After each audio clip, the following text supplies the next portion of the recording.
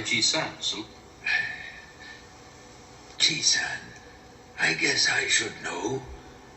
But how long have you been here now? It's been 20 years since I came. Everyone here would like the Mings restored.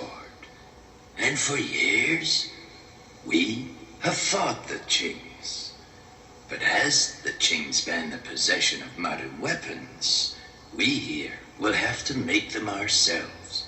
And that's why I want you to go to Wu Chen Temple and work with Priest Wu Chen there. He can teach you how to make modern guns, also how to weld steel. You think that you can undertake this? I will do my best, sir. That's good. Priest Wu Chen was a general of the Mings once. His kung fu's good. While you're there, he may instruct you. You should ask him. Yes. Abdul Bashir, my boy, he's a rapper and then he does art. Mm-hmm. He did that. You said I never seen you nothing like that before. Yeah. You didn't finish that though. No, it's done. It's sold. I sold it. I did it like that on purpose. Like it's done. Like I didn't finish that part up. That was the whole point. I did it exactly. Everything was delivered. It's a watercolor. I had fun. Like even like see how that. All that, everything was delivered. The gold earrings, all that, it was delivered. And the fact that I had fun with the watercolor, you see how all that vibe, like the dark shadows. And we created something that was regular on the block. The t-shirt on the block, a white tee, we made a t-shirt chic. We made everybody walking canvases that never been in a gallery. That's what that sounds like. You know what I mean? So, yeah, certain names is like off-white is hot because it's off-white. It ain't white. That's why it's hot. And it's off-white, that means it's yayo. It's cocaine. That's why I heard that joke. I'm like, yo, that's crazy. You know, certain names it just work, but then certain names is like that name, that ain't that. I'm putting on. It completes your outfit. Like you look good, but then you throw that hat on, it's like complete. And it give it a vibe. It give it like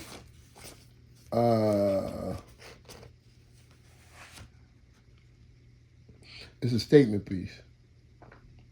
Because now you are a regular guy, but now you're under the cowboy. To me, the cowboy is the flyest boy on the planet because he could be rugged or he could be like dressed up. He could be formal in tux with the cowboy hat on.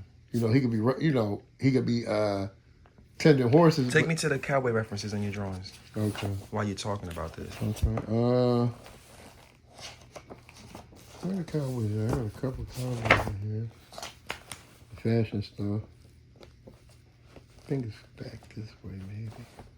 There we go. Yeah, look at the cowboy. He said he could be rugged. And he could be rugged. Formal. He could be formal, or he could be rugged. He could be the outlaw. Look, he could be the law. He could be the outlaw, or he could be the law. He could be the lawman or the outlaw. You know what I'm saying? And you're getting both of that right here. Boom, look.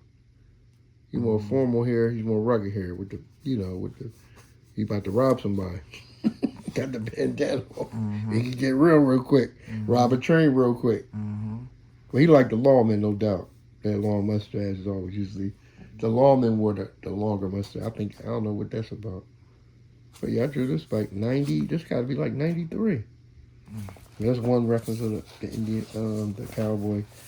They have more cowboys around. Yeah, you had another. I had a couple. Because I like drawing the hats. The mustaches. Because nobody look like that no more. Here's another one. Oh, that's crazy. I think I was doing another one. I don't know if that's going to be a cowboy, but this one definitely a cowboy. You see the big mustache. He got the straw in his mouth. I may have another one. I'll have to look. I don't know. I don't know what's on every page. Every page is something different because I was working on different stuff. One of the shirts, and I got the colors pinpointed on whatever way I was going to do it.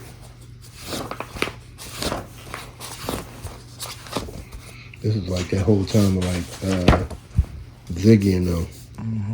You have them dancing with that work on all that logo on or Tommy Hill, whatever. Right. And that's when dreadlocks really became big in this time. Because you had back in the 80s was all about the high top fade. But the 90s changed. That was a new thing for the 90s. Then they that kind of hairstyle. People wearing dreadlocks. Wearing locks. Another like Indian African. Indigenous. That vibe. And the whole lock thing. Who that, Future? Future? Pluto. I got the blind Jones back there, cascading. And then you see a lot of. I had fun. You know what? I think I drew dreads a lot because it was fun to do. I think, and there's a lot of styles of them. Here's just got the great one. This the one to pull back. This the one pulled up top. That's the Rastafarian John. I see a lot of this stuff in DC too. I think I was influenced by that. Mm-hmm. Like in DC, you seen dreadlock, you seen locks everywhere. It was something different that didn't happen. That I never seen in Philly like that. You know what I mean? Because when I met Ken actually started letting his hair. He was doing this. He was doing this, something like that. Yeah, so you pretty much was drawing anything you wanted. Yeah. So I draw anything I want. Like, you know what I mean? You could draw animals, draw people, draw cars. Like I went to the zoo and drew, animals. So you see the stuff is real, but I like abstract because it's boring.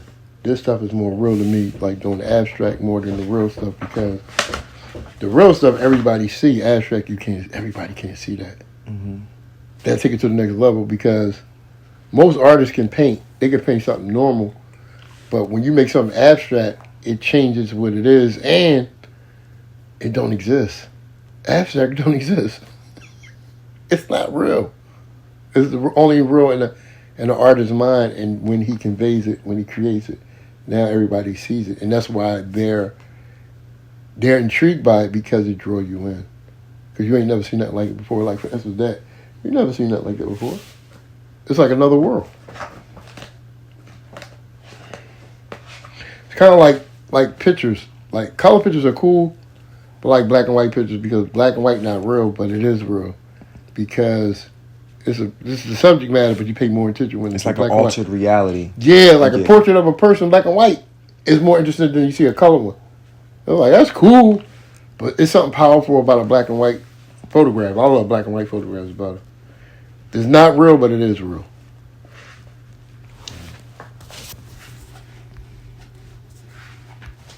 I was working on a bunch of stuff with this show.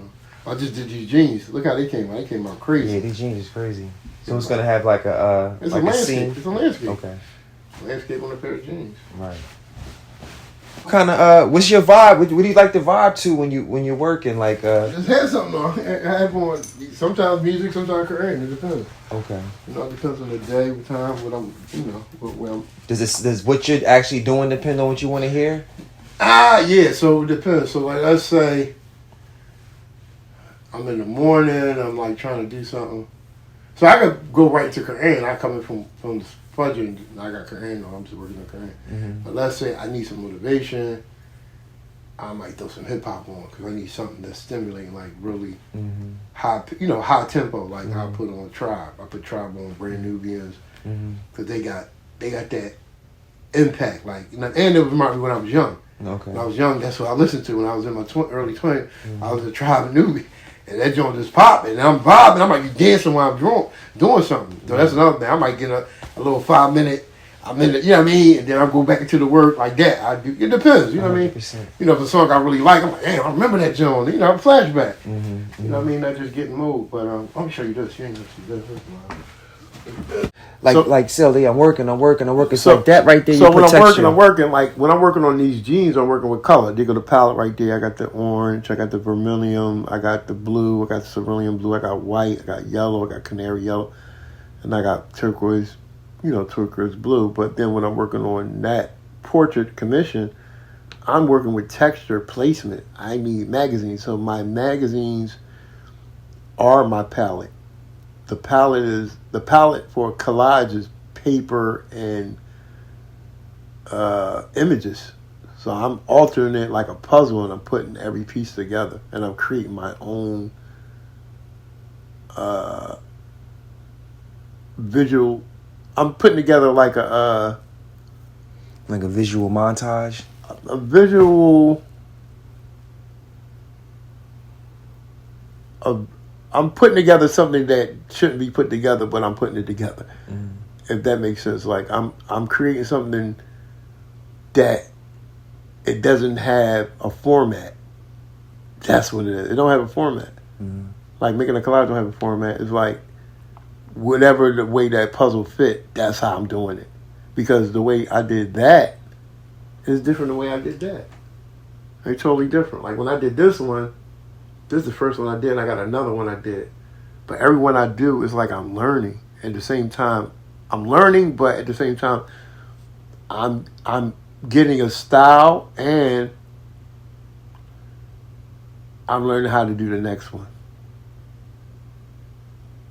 Because when I did that one, the way I did it was I painted it, and then I went back in it. And I took little stuff and, placement. But the way I placed this ain't the same way I placed that. It's a different way. But I learned from that one. Right. I learned from that one. This is the third one I did like this. But I've been doing collages like forever. Look at this one. Look at that one. I've been doing collages all my life. I've been doing collages since I was like 12. I used to do cards for my mom. That's how I'm like 12, 13 doing collages. Because I like cutting out stuff and putting it on and placement, making placement. Because you create something that didn't exist. And nothing looked like another collage. They all look different. It ain't like another painting. In fact, you can't even really do a collage the way you can do a paint. You might can do a painting over the same, but you can't do a collage over the same because of the way it's organized. It's basically organized confusion. That's what the damn collage is. It's organized confusion, bro. Because of the placement. The placement never the same. And if I had to do that again, I couldn't. I couldn't do that again. I couldn't find them pieces again to put that puzzle back together. Because that's what a collage is. A collage is a visual puzzle. Major. Yeah, that's it. I was wondering a way to kind of explain it in my mind. Yeah. A collage is a visual puzzle. That's hard. Yo, that's hard, right? I never thought about it. You could even push the play on some of that when you got your calendar, because the calendar's coming up. You might say, "Well, Dick, I need to work on this venue." Right. Now that might be the homework. All right, look, I don't got a venue, or I need a different type of venue, or I need this type of venue for the art idea. Oh, you know what? I got another idea. This joint crazy. I actually tell me about this joint. I didn't do this piece, but so it's a piece that was given to me from one of my friends I did the sculpture with. So the sculpture is a piece I did with my good friend. I drew it up and he made it. But he other pieces of a guy who liked my work that he gave the pieces. So I did a lot of collage on there, like this area, this denim, that denim, the denim. This like one of my pieces upside down. I did a lot. There's so much on there I can't even tell you. That was one piece and I basically added to it, and I'm going to add more to it. So it's like it's a collaborational piece. This joint crazy. There's a piece that somebody did. I'm adding something else to it.